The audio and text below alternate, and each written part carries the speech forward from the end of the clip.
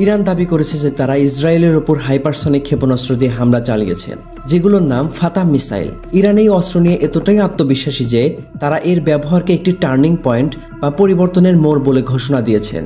এখন প্রশ্ন হলো, ফাতাহ মিসাইল আসলে কি, আর এটা কতটা ধ্বংসাত্মক? ফাতাহ কোনো একটি নির্দিষ্ট মিসাইল নয়, বরং উন্নত ইরানের ক্ষেপণাস্ত্রের একটি পুরনো সিরিজ, যা দ্রুত, শক্তিশালী এবং নির্মূলভাবে আঘাত হানতে পারে। ফাতাহ 1 নামের প্রথম সংস্করণটি 2023 সালে চালু হয়, যার পাল্লা 1400 কিলোমিটার।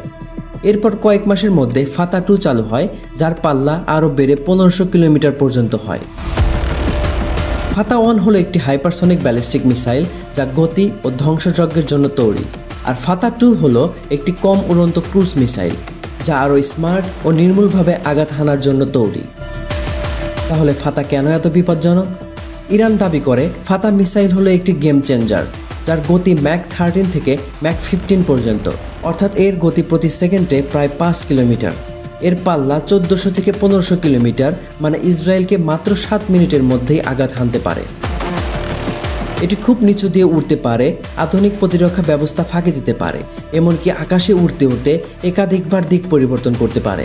সংক্ষেপে, এটি একটি ভূতরে মিসাইল, বিদ্যুৎ গতির আর মারাত্মক নিখুঁত। ইরান কিভাবে এমন কিছু বানালো? ইরান বছরের পর বছর নিঃশব্দে কাজ করছে এই প্রযুক্তির ওপর।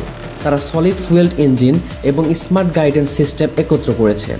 ফাতাহ মিসাইলের বিস্ফোরণের ব্যাপ্তি কয়েকশো মিটার, যা একটি মিলিটারি বেস বা কমান্ড সেন্টারকে পুরোপুরি ধ্বংস করে দিতে পারে। ফাতাহ 1 এবং ফাতাহ 2 মিসাইলের সংখ্যা ইরান সরকার প্রকাশ না করলেও বিশেষজ্ঞদের মতে ইরানের হাতে ফাতাহ 1 মিসাইল 100 থেকে 300টি থাকতে পারে। অন্যদিকে ফাতাহ 2 যেহেতু নতুন ও জটিল, তাই সম্ভবত 50 থেকে 150টি ফাতাহ 2 মিসাইল ইরানের কাছে আছে।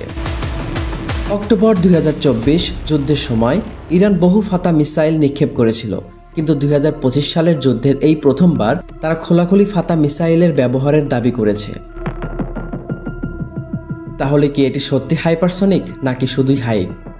ইরান খুব আত্মবিশ্বাসী হলেও পশ্চিমা বিশেষজ্ঞ ও প্রতিরক্ষা বিশ্লেষকরা সন্দেহ প্রকাশ করেছেন।